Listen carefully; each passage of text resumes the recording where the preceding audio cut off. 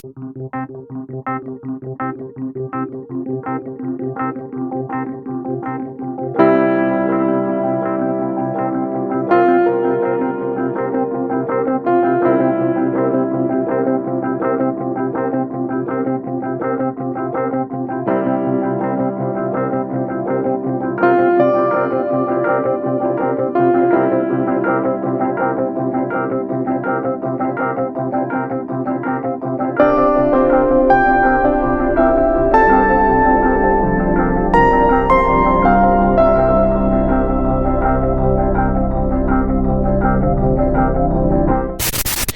everyone, first of all, Merry Christmas. XPG have sent me another of their product known as the Lavante II 360, and this is a Liquid AIO. Thanks to XPG to have provided this unit for me to share with everyone, and to Cobell to done the arrangement on the delivery. Now, just to clarify some of my viewers' doubt, as you guys have questioned me this question on the comment. Cleo, your room is ridiculously warm. Okay, this is the temperature. How can you survive with the temperature of 30 to 31 degrees Celsius? Well, of course not. During non-content period, as in like I don't create content, I will have my fan to blow at me to keep cool. If it's hotter, I will just turn on the aircon. So this is how it is. But for content that got to do with thermal, like Liquid AIO or air cooler, or even system testing on the airflow and such, I will not turn on the aircon, nor will I turn on my fans. I'll just leave it off, just to show you how true it is during an natural environment on how this equipment react. And as you can see, right, okay, this is very disgusting, I know. I'm perspiring, but I am biting through to do the content. So this is how it is. Now, besides this, right, again, there are people who ask me, or should I say comment from viewers asking me, hey Cleo, can you do up a Liquid AIO list when you compare all the Liquid AIOs? The reason I'm not doing that is because most of the time I've been updating BIOS on my system, and I've been updating Windows OS, security updates and such, right? More or less, yeah, you might say that might not affect much, but on the BIOS itself, right, as I notice, if I update the firmware, right, it will more or less affect the performance drawn, the voltage drawn and such. And I wouldn't want to like not updating the BIOS to the latest AGISA, as that will help my system. With this said, I come up with an idea whereby for every Liquid AIO test, or should I say air cooler test, right, I will have this tier list so that it gives the chance of the Liquid AIO or the air cooler, as in having a tier list, a standard tier list. I have a total of 4, which is listed at my top. For tier A, which is excellent, that is hovering, let's say I run the system, right, which is hovering around the temperature of 76 degrees Celsius to 78 degrees Celsius on the CPU side. And as for the second tier is tier B, which is hovering around 79 degrees Celsius to 82 degrees Celsius. As for tier C, which is 83 degrees Celsius to 85 degrees Celsius. And as for the last tier, which is 86 degrees Celsius to 88 degrees Celsius. So you can compare, and to judge, as in like giving you a standard run throughout the benchmark and such, right, you can see straight away which tier this Liquid AIO is, and is it okay for you based on the price itself and based on the temperature. Is it worth getting this Liquid AIO? So I leave this to you. This unit comes in 2 different colors, which is in black or in white. And it does come with 2 different variants, which is 240 or 360. What I'm having is the black and 360 variant. When you unpack the package, this is what you will see, the accessories, starting off with the instruction manual, showing you how to mount the AMD and Intel platform with the accessories, inclusive of the quantity of each accessory. Starting off with my left, you will be provided with all these standoffs, which is meant for Intel, starting off with the 115X, followed by the 20XX, and this is meant for the latest generation 14, which is 1700 or the 1851 socket.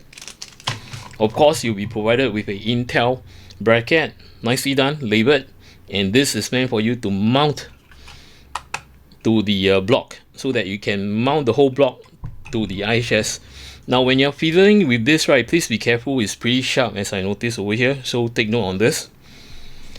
Of course, you'll be provided with a back plate. Kudos to XPG, nicely done. The whole piece is made of metal and you did include double-sided tape. So when this is mounted beneath your motherboard, it will stick and will not drop off. And also indication of the sockets as an 115X or 1700. So you will need to shift this, see, according to what socket you're using on the Intel platform. And on AMD, it's pretty straightforward. You have a bag of standoff which is meant to support AM4 and AM5 platform.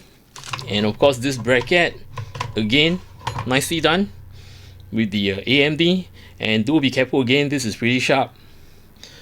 And to be mounted to your palm in order to mount the whole palm towards your processor.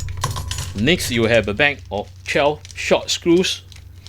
Now these screws are meant for you to mount your radiator to your case. And 4 standard mounting board. Be it whether you're using AMD platform or Intel platform, you will need to use this mounting board. And to screw this block down. Best part is of 4 point, not 2 point. So it'll give you a balanced, even pressure when you mount the block to your processor. Now coming to the main unit itself, these fans over here are pre-installed and it's been fastened by only 4 long screws. Okay, amazingly. I'll talk about the fans later.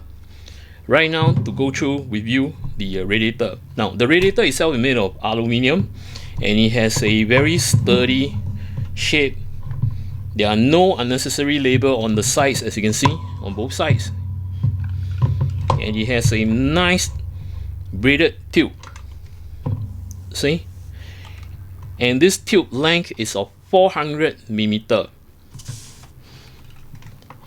On one side of the tube, this you're able to swivel on the block. And on the other side, you're not able to swivel. Now as for the measurement of the radiator, the length is at 396mm by 120mm. And as for the thickness, this is of 27mm thick. If I were to place the pre-installed fans, now the pre-installed fans thickness is at 30, so giving you a total of 57mm. And as for the fin stack of the radiator, measuring at 1 inch, okay, which is here, around here, this is at 20 fins per inch. Now coming to the block, as you can see, it's not very bulky, it's pretty small, and there is a taper shape. And at the side of the block, there are nice design with a subtle logo in front, XPG. Same goes to the other area. And at the top, it's a infinity mirror with the ARGB effect. And for the connection point, you'll be given a 4-pin PWM connector. This is to control the pump. And yes, you can control the RPM of the pump. And this is the ARGB connector, the 3-pin 5V, which will control the ARGB effect on the infinity mirror at the front. And this is pre-paste, as you can see, a very large copper cold plate with a pre-paste. This will definitely absorb tons of heat. And as for the measurement of this pump, okay, since it's tapered, right, I'm going to measure from the bottom, okay, from here to here. This is at 62.5mm, and from here to here, this is at 67mm. And as for the height from the cold plate to the top, this is at 50.2mm. And for the span of the pump itself, is ramping up at 2700 RPM plus minus 10%. This is the radiator fan. As mentioned to you, is being fastened by 4 screws, which you can see here, the long screws, to the radiator. And the construction of it, fantastic. It's a whole casting. One thing good about it, no messy daisy chain on cables and such. See, it's a whole unit. So it really simplifies a lot of things when you mount this in a case or to start operating it. And over at this end, right, this is where it controls the RPM and the ARGB effect with only just one connection point. And this connection point, you'll be able to remove it. Just make sure that you unclip this pin, press it down, and you can pull it off. See, it's giving you a proprietary connector. As mentioned to you, this connector controls the RPM and the ARGB effect. And at the end of this connection point, right, see, you'll be given 4-pin PWM connector where you can control the RPM as usual, and a 3-pin 5V ARGB standard connector. And best part, with this connector, right, it did split, so you can have more fans connecting to it. Just make sure that the amperage is enough to cater for more fans. Okay, take note on it. Don't I would say over connecting, and you know your fans are drawing so much, right? End up you spoil the motherboard header. So take note on this. Don't overdo it. Same goes to the ARGB. You have a splitter. See, you can chain more strips and fan ARGB effects. Nicely done. Now make sure when you place this back, right, see there's a clip here. There's a clip here. Make sure the clip aligns to this. This is only one direction, no force needed. Plug it in and that's it. Make sure you hear the click. The structure of the fan though is a bit flimsy, as you can see, but I'm not so worried, because once this is plugged to the radiator, right, it will be very sturdy. Now for the design of these fans, I truly enjoy a lot. Why am I saying this? As mentioned to you, right, a nice straight frame, as in, like, you know, no breakage of individual fans. So the diffusion is actually on the translucent white frame, and the center is the infinity mirror, and it follow through here, which is on the surface. See all this ARGB effect. Same goes to the other side, the ARGB effect over here, and unified pattern, as mentioned to you, the frame, the translucent frame for the ARGB and the infinity mirror. And on top of which, attention to details. Even at the side, see, it doesn't stop. It doesn't stop here. It goes way over here. Same goes to this side. Nicely done. Now besides this, right, the blade itself, these are 9 bladers, and it does have ARGB effect too.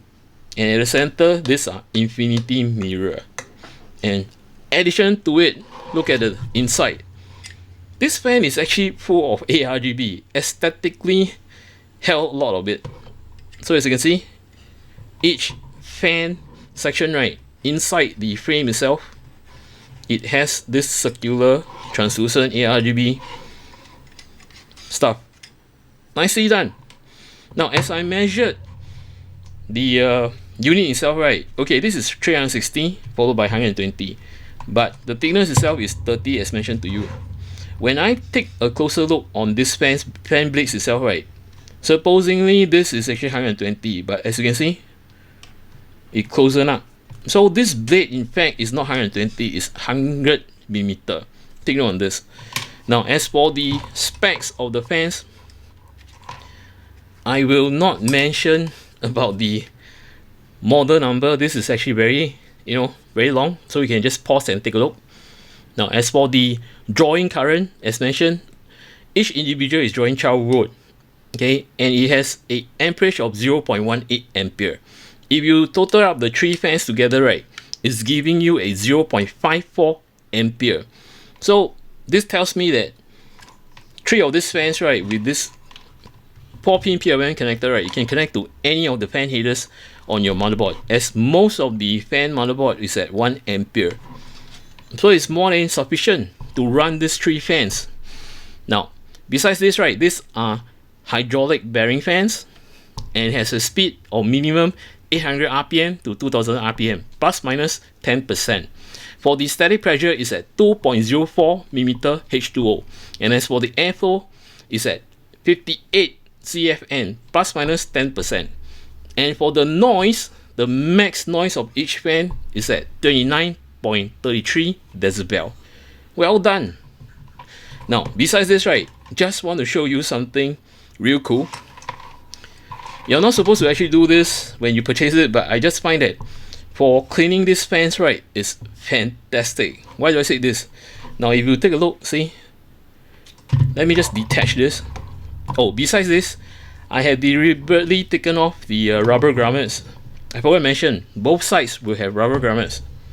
It's a whole block, so this will absorb lots of vibration. Now, coming to the rubber grommets, I've taken off the rubber grommets, as you can see. Oops, it's stick onto it. I just want to see how it's being structured and take a look. In fact, the daisy chain is built inside.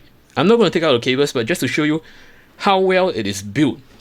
Now, having said this, right, I have removed off this frame over here. Okay, the 4 screws, and this is removable. Just be careful with the cable. So this is actually daisy chain to the next. As you can see, the whole blade, I can take it out. So this allows me to clean the blade easily. Once this is done, right, I can just put it back. See, this is very cool. Now, I would like to emphasize on this as I check on the website itself, right? This fans does not sell individually. It only comes with the Liquid AIO. So probably something XPG might want to consider.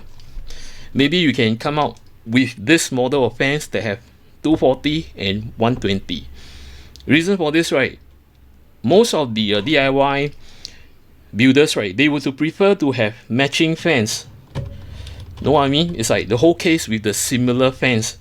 So with this say, right, it's pretty difficult to pair up with similar fans on the case if this is only meant to be built on the radiator itself, or should I say the Liquid AIO.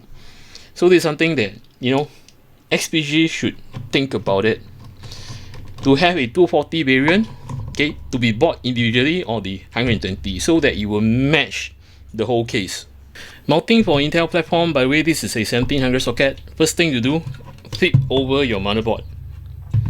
Next, take the back plate, whereby you remove off both double-sided tape, and I would advise you to mount it this way. I know this is actually a square, you can mount it this way too. Reason for you to mount it this way with the rectangular hole matching to the rectangular hole over here on the frame is because this double-sided tape, right, will grip onto the frame itself. If you do it this way, right, it's going to be cross and it will not be a firm grip. So do it this way.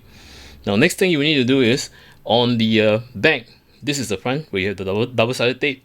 At the back, right, there are indication of which socket, as in like 11.5X or the 1700. As mentioned to you, this is a 1700, so I've got to push this out.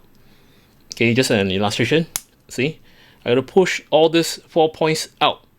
Next thing is take out the double-sided tape, align one of the thread holes to the hole over here. Once you've done this, right, just anchor it, hold it. See, this is swivelable. So gently just glide and to align the rest of the 3 points to the holes, and this is done. Now, I'm not remove all the double-sided tape. So assuming this is tape, when you flip it over, right, the back plate will not drop. Okay, let me just try to align this properly. Now, next will be the standoffs. Now, for the standoffs, there are a total of 4. Do take note to select the correct package. See, seated over here, 1700 and the 1851. I'm making use of this package. Else for the rest, right, it's different. So make sure you select the correct standoffs. Now, to mount the standoff, looking at the top point over here, right, you have this tapered area and the flat over here. Make sure the tapered area is towards the motherboard. Okay, facing this way. So having the flat surface area facing up. So you just mount it down. Now take your time, you don't have to rush it. Just remember that the tapered section, right, is at the bottom. Now something I would want XPG to take note of, it's not their fault, Anyway, it's just the intel that I really hate this section, which is this corner over here. I have fat fingers, so it's kind of clumsy for me to mount the standoff. It's best that XPG can come out with a long tool that will be convenient. As in, like, you know, when I mount this in, right, I'm not sinking my whole finger to this section. Whereas right now I don't have the tool, right? I have to put one hand over here. Okay, I can't screw. I have to put one hand over here and to screw on the other, which is very time consuming. Now, where do you stop to tighten it? As mentioned to you, hand tighten. Once the flat section touches the back plate, right, you can stop. Then do a double check, tighten it. Next, use alcohol, clean the surface of the processor. Wipe it clean with coffee filters or maybe towel and such. Once that's done, right, this is ready. Next will be your cold plate. You will need to mount this bracket to the cold plate. And earlier on, I mentioned to you the Intel wording. So assuming that the cold plate is facing you where the prepaste is, okay, and you will have to remove this. This is the thing that you have to remove this. If not, you can't slot this in. So having the cold plate facing you, the wording on the bracket, make sure it's facing downwards. Then you slot it in. It's only one direction. As you can see, there's grooving over here and over here. So you just glide it in. Take your time. Don't have to rush. Okay. And make sure you put it this way, right, where there are no tubing over here. If you were to place it the other way around, right, this is incorrect. You can't fit it in at all. So make sure you do it this way. See? Firmly grab. Then next thing to do, as you already prepared everything down here, next is to place the block to your IHS or your processor. And the way to mount it, right, make sure that the tube is facing towards the M.2 and not this direction. Reason for this, right, by placing it this way with the tube near to the M.2, when I light up the AIO, right, the ARGB effect will have a wording say XPG over here. So this is the correct orientation.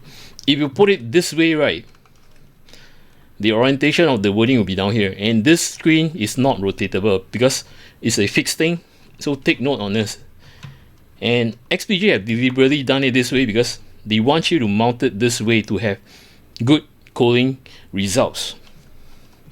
Alright, I'm not going to place this to this processor as I need this prepaste on my actual run on the AMD. So I'm just going to put this one side. Now, assuming that it's mounted, the block is mounted to this plate, hold on to the whole thing inclusive of your block. Align the 4 holes 1, 2, 3, 4 to the standoffs. Then push the whole block down, still holding on to the block, adding some pressure on your index finger at the top, wiggle about so that it will, spread the prepaste to be, to be in contact together with the IHS, as in like the cold plate and the IHS, and still holding on to it. Fasten the bolt. Okay, you don't have to do it. You don't have to do it too much, as in like, too tighten about it. You just do this flip until when it stops. I will stop and do it alternately to the other side. Change finger, hold the block, and to fasten this. And why am I always holding the block? Based on the fact if you let go, right, the thermal paste that is contacting the cold plate and the IHS might just leave a gap. And when you press it back, right, they might leave bubbles, and that will cause no good results. So I rather advise you guys to hold on to the block itself so that the paste, right, is firmly gripped between the, or should I say spread or grip between the IHS and the cold plate. So again, as mentioned, right, this you don't have to fasten. You see, I'm just flipping until you stop.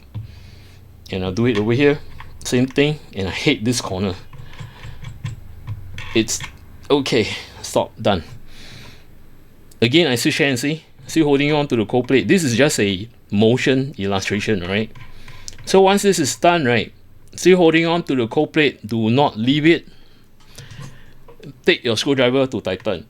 For my style, right, I like my cold plate to go evenly pressured down. So I'll just do it one turn, one turn over here, one turn over here, and one turn over here.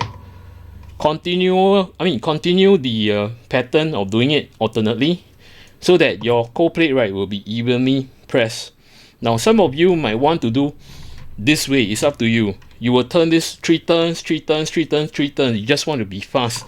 But by doing that, right, your cold plate in fact is undulating, because sometimes you have more over here, less pressure over here.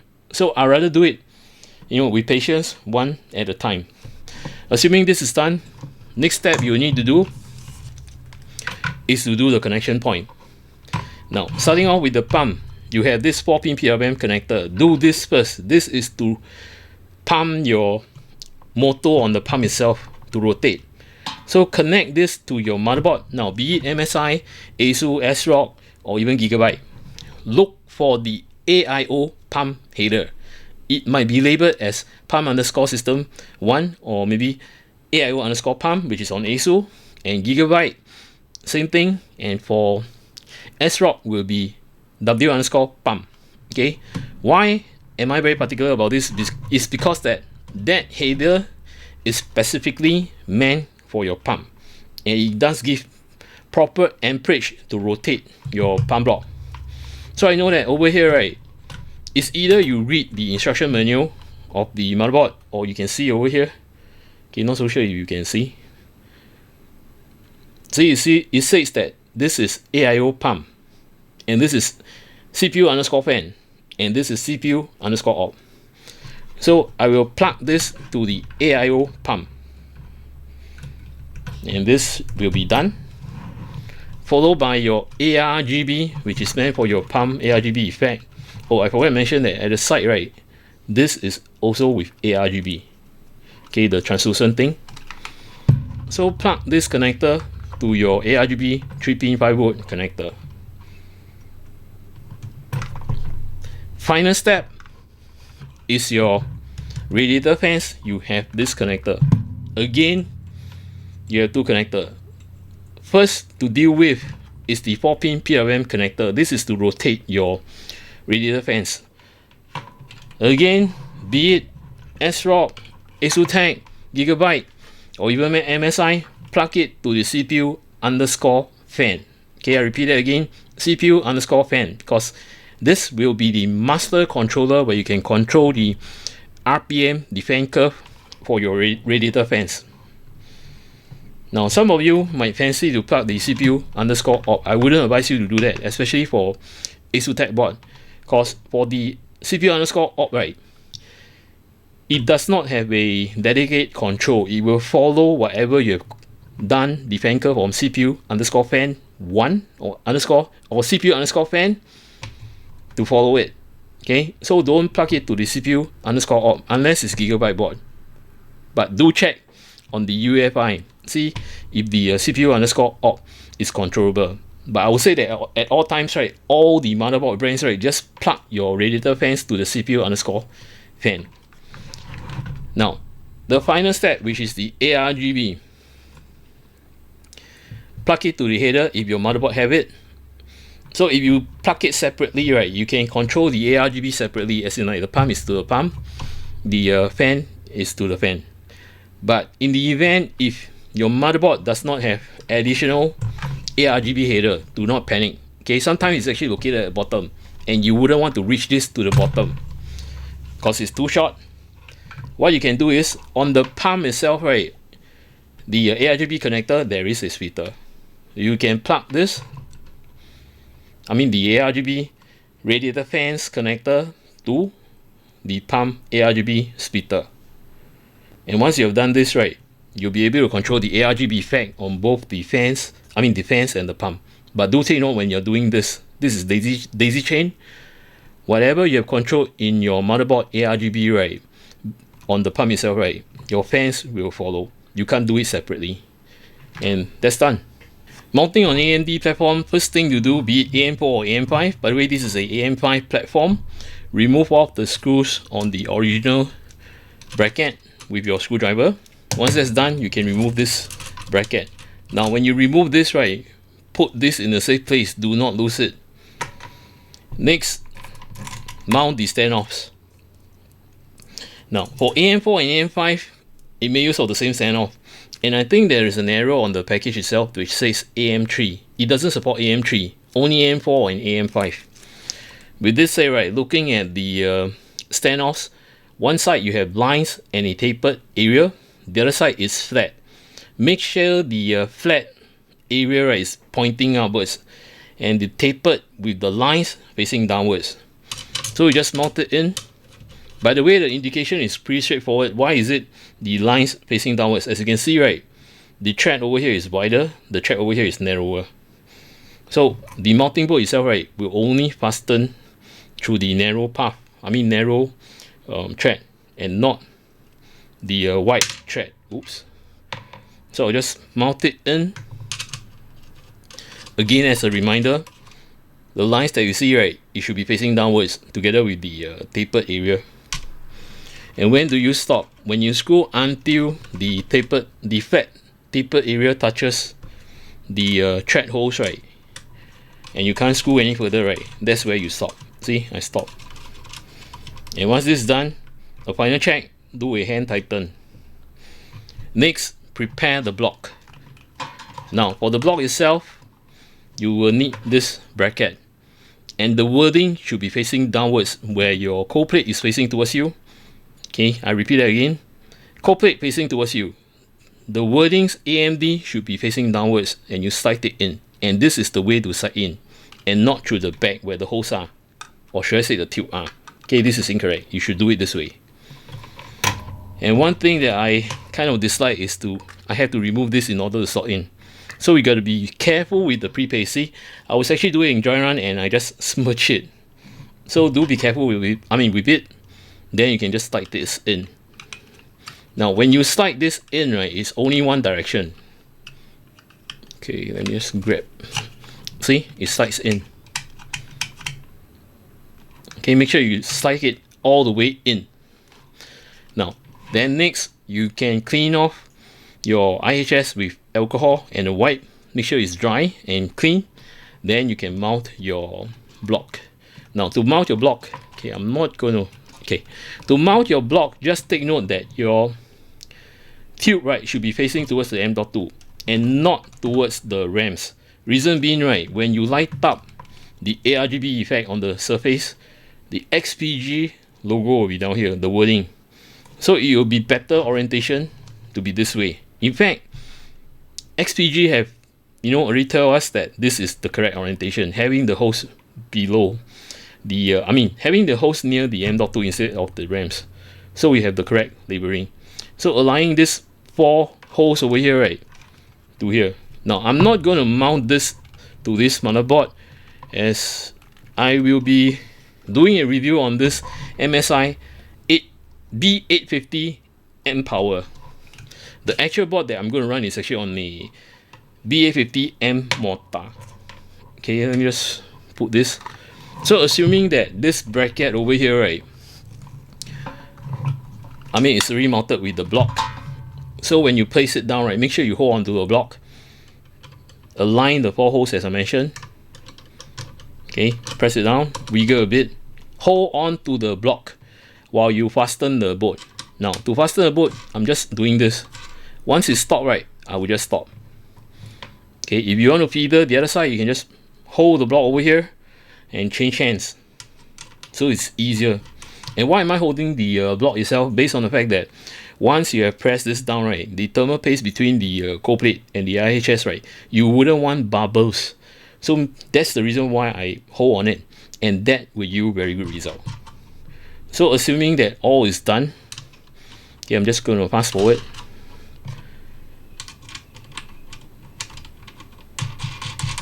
Next thing to do, still holding on to the block, use your screwdriver, do it alternately to fasten the whole block. So let's say I do it here, 1 turn, do it here 1 turn, do it here 1 turn, and do it one turn over here.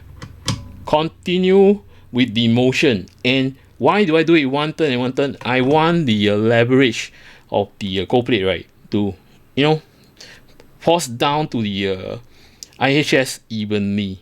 And some, I believe, you will screw 3 turns, 3 turns, 3 turns, 3 turns. This will be like, undulating. That will not yield good result. So do it patiently. Once this is done, right, the next thing to do is to connect the pump block connectors. You have total of 2, which this is the 4-pin PWM to rotate the pump, and this is the ARGB connector. Make sure you start off with the pump connector, which is the 4-pin PWM. Now on your motherboard itself, kindly read the instruction menu on your motherboard, and to locate where the pump header is. Over here, I know the gray one, this is pump underscore system 1. Now on ASO will be AIO underscore pump. On SROC will be W underscore pump. And for Gigabyte, I believe it's also AIO underscore pump. Okay, just make sure to plug to the pump header. That's what I'm trying to tell you. Because the pump header has more than enough amperage to cycle the motor of your pump. Okay, you can plug this in. Next thing is the ARGB connector, which controls the ARGB effect on the surface of the pump and the side. So here we go. Once this is done, right, the last step, do not forget your radiator fan connectors. Always start off with the 4-pin PWM connector. This is to rotate your fan. Plug it to the CPU underscore fan. Okay, always plug to the CPU underscore fan, be it ASUTEC, SROC, MSI, or Gigabyte, because this is the master controller. And once this is done, okay, now before I talk about the ARGB, right, some of you might ask, hey, some of the motherboards have CPU underscore op. Can I plug the radiator fan directly to the CPU underscore op? I would not advise you to do so, especially for ASUTEC motherboard. For ASUTEC motherboard, right, the CPU underscore op is following the fan curve of the CPU underscore fan. Else, if you're using Gigabyte, then yes, you can do that, because Gigabyte in the UEFI, right, you can control the CPU underscore op. But I would say that in general, all boards, just make sure to plug your radiator fans to the CPU underscore fan, or CPU underscore fan 1. Now, coming to the last section, whereby this is the ARGB for your fans. My board does not have any more additional header. The additional header will be at the bottom. See the white one? So it's a long stretch. So how do I tackle the problem? Well, the pump itself, if you remember, I've connected the ARGB connector. There is a splitter. You can make use of this splitter. So this will solve your problem. So I just connect the fan ARGB to the pump ARGB splitter, and that's done. Now when you're doing this, right, do take note, when you want to control the ARGB, whatever you have changed on the pump, it will reflect on the radiator fans. Going to conduct a noise test, starting off with the pump. As you see on my right, you will have this status over here, whereby my pump is running on max speed, which is 2790. In fact, it's plus minus 10%. By right, the full speed will be 2700, but it went above it, so it's pretty alright. So this is actually on full load, and this is how quiet it is. This is my microphone. Do a sound test. Gonna place this near the pump.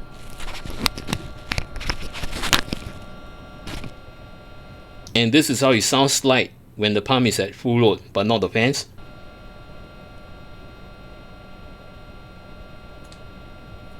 Now I'm just going to move the microphone away. Now from here, away from the pump, is about half a feet. And from the microphone to the fans, they are of 1 feet. Do a sound test again.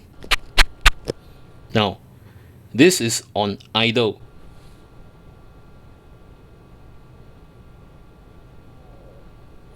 Next, I will ramp up the Cinebench on my right, and you'll see that my fans will go up in RPM, which is 2000. And I'll let you listen to the fans which is at 2000 together with the pump. So here we go, this is at load.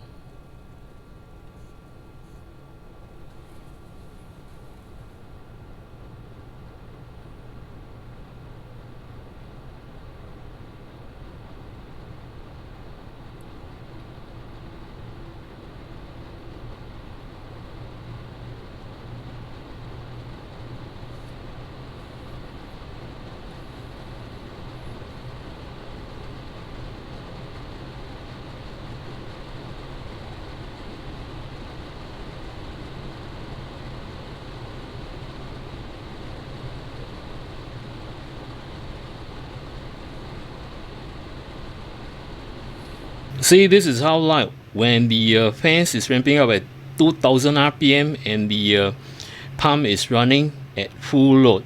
Now I'm just going to tone down, stopping the Cinebench to let it idle, let you hear the noise again when it's on idle. So got to take some time. Now during this first run, right, I can't hear a single thing, be it the pump or the fans. Is very dead silent. So if you were to place this inside the case, right, it's total silence. You can't hear anything at all. So just to let you listen to it, this is on idle.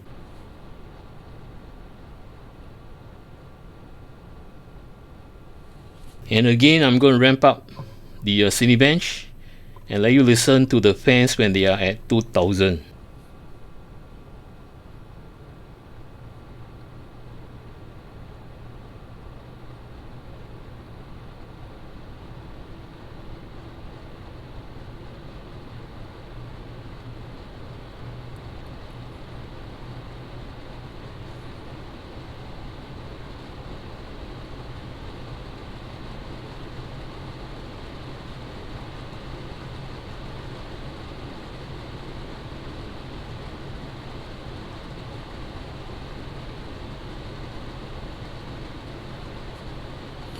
There you have it. As you can hear, it's ramping up at 2000, but it's not really a loud noise, not even sharp pitch. So as mentioned, if you were to place this inside a case, you can't hear anything at all, especially on idle, total silence.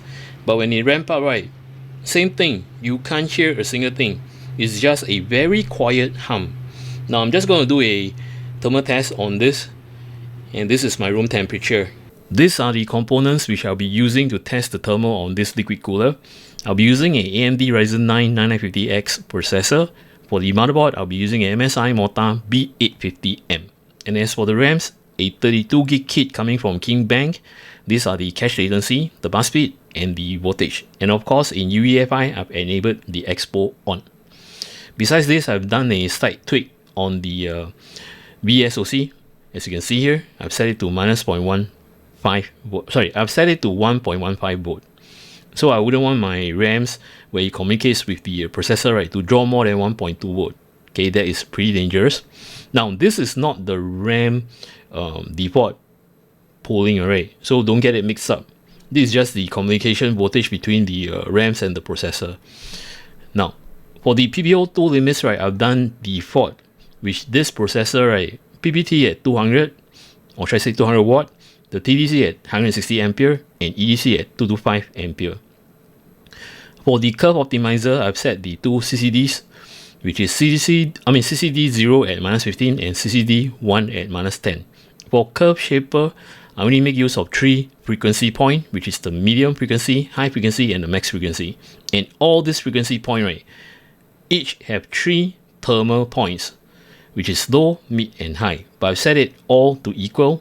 So medium frequency, right, all the temperature points I've set it to -15. High frequency, I've set it to -10, and max frequency, I've set it to -5. Now I'll be using is R23 Cinebench application together with the firmware to run the test, as I'm not using a discrete graphic card. So the main point is to stress on the processor. So the firmware is in fact stressing the integrated graphic on this processor. With this said, right, things to take note are the CPU temperature and the rest of the temperature over here, where it has the motherboard, the VRM, the chipset, the 2 DIMM slot, or should I say the DDR5, inclusive of my drive. And also to take note on the pump, is always consistent, running at 100 full speed, or should I say 100% full speed. The only thing that you'll see the changes, right, starting from the beginning and running through the benchmark, right, you'll see that this radiator fans will ramp up to 2000, plus minus 10%. Now, besides this, right, take note on the power drawn and the clock speed and such. And as mentioned to you, I'm not going to compile all the Liquid AIO into one list and to do a comparison. I feel that every Liquid AIO, right, should have its own characteristics. So it's up to you to decide whether the budget and is it worth getting with those kind of temperature, and also inclusive of the aesthetic. Now, looking on my left, you'll see that I placed the tier list over here. So as I run, right, I can tell you that which category is this liquid cooler sitting on, as in like tier A, tier B, or tier C, or tier D. Alright, so as I run with the first 9 minutes, oh, speaking of which, right, the idle temperature is pretty good, which is around 48 to 49 degrees Celsius. And mind you, the room temperature is 31 degrees Celsius. Alright, so as I run, right, nothing much significant, as you can see. It's just ramping up the radiator fans and such. So let me just pull you to the last 3 minutes. As you can see, the timing over here. Okay, there are no cuts. See, I'm going back and forth now, pulling towards the last 3 minutes, which is around, okay, here. Now for the last 3 minutes as I run, right, okay, I'm just going to let it run. Take a look at the temperature on the CPU. Is 85 to 86 degrees Celsius, and the rest of the temperature, as you can see here, right, the motherboard, the chipset, the VRM, the DDR5 RAMs, which have the 2 DIMM slot inclusive of my drive, right, all check out pretty well. And why do I say this? Based on the fact that the pump is running at full speed, the radiator fans is running at full speed, and yet I'm having this temperature which does not go over 60 degrees Celsius. In fact, none of this go 60 degrees Celsius, which is a good sign. The only thing is that when you look at the temperature on the CPU is on 85 to 86, I would say that it's in between tier C and tier D. Okay, not really very good or excellent, it's just good. And why do I say it's just good? Take a look at the core frequency. Okay, over here is actually the average. So it's average out. It can run 4.7 to 4.8 gig. But over here, right, if you read the status, right, some is even hitting 5 gig. So I would say that overall this liquid cooler, okay, it's on tier C, which is good. And bonus point is that it is very quiet throughout the whole run. Additional info which I want to highlight, as I've tested only on a AMD platform, I've not tested on the Intel platform, as I do not have any spares. Though what you see during the mounting, right, is a Intel processor, but that is damaged, so sorry about this. But credits to TechPowerUp, as I read through it, take a look. Their conclusion is excellent performance on Intel, and it does show the MSRP, which is around 119.90 cents, which round off to 120 USD. So it's up to you to think about it. As I've shown you, the aesthetic is not bad, and the cooling is on tier C for AMD, but for Intel it might be of a different story. My impression about the XPG Lavante II 360, first of all, the construction. Now the block itself, though, is made of plastic, but if you were to plug it in and look from afar, right, it's very elegant. It doesn't look cheap, and especially to the attention of detail which you can't see at the side. This is something which I appreciate, inclusive of the label that's at the top. Now for the diffusion wise, look at it, it's so sharp, and the infinity mirror, see, it did check out well. And the bonus point, right, take a look at the side over here. Okay, if I have to glide my fingers over here, right, okay, probably I'll do this. See, because at the side there are some slit for ARGB to pass through, so this slit will beam the lights to your motherboard. So this is something which is pretty amazing, whereby it will show not only the block itself, but some silhouette kind of lightings, right, to the motherboard area. And as for the fans, look at the diffusion, it's fantastic. It's very uniform, and best part is that it's very vibrant.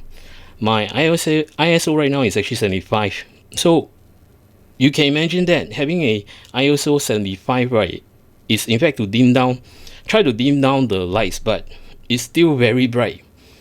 And with the camera capturing, right, it doesn't represent the diffusion properly, because when I look at it real, right, the diffusion is nicely done, and the colors are very vibrant. As mentioned, red is red, pink is pink, green is green, and blue is blue. Now I totally love this fan a lot, as it's in one piece. It lets off the cable mess. You don't have to fiddle with the cable management. All you need to cable manage, right, is just one cable, which is down here. That's it. And I hope that XPG can reconsider this, as in, like, instead of having this fan only to this Liquid AIO, right, have this so separately, so that when PC builders, right, when they build, right, they want the fans to be uniform, as in like case fans together with the Liquid AIO. So this will make the case more elegant. But having to have the fans just on the Liquid AIO, right, to match other fans to these fans, right, will be a challenge. Now coming to the cooling part. Now this cooler is able to tank a AMD 9950X or a 9950X 3D, but with undervolt, which I've shown you my settings, not a problem. It will hover around 85 degrees Celsius to 86 degrees Celsius. Now if you do step down to 9800X 3D or 9700X, this cooler not an issue. Now for high-end processor, right, if you intend to do overclock, right, this Liquid AIO is not meant for you. With this said, I'd like to thank XPG to have provided this unit for me to share with you guys, and to Cobel to done the arrangement on the delivery. If you guys are new to my channel, welcome to my channel. If you like this content, do remember to subscribe and to click on the notification bell button. Now do me a very big favor, in order to help my channel, right, if you guys can, right, if you like the content, click on the like button. With this said, thank you, goodbye, see ya.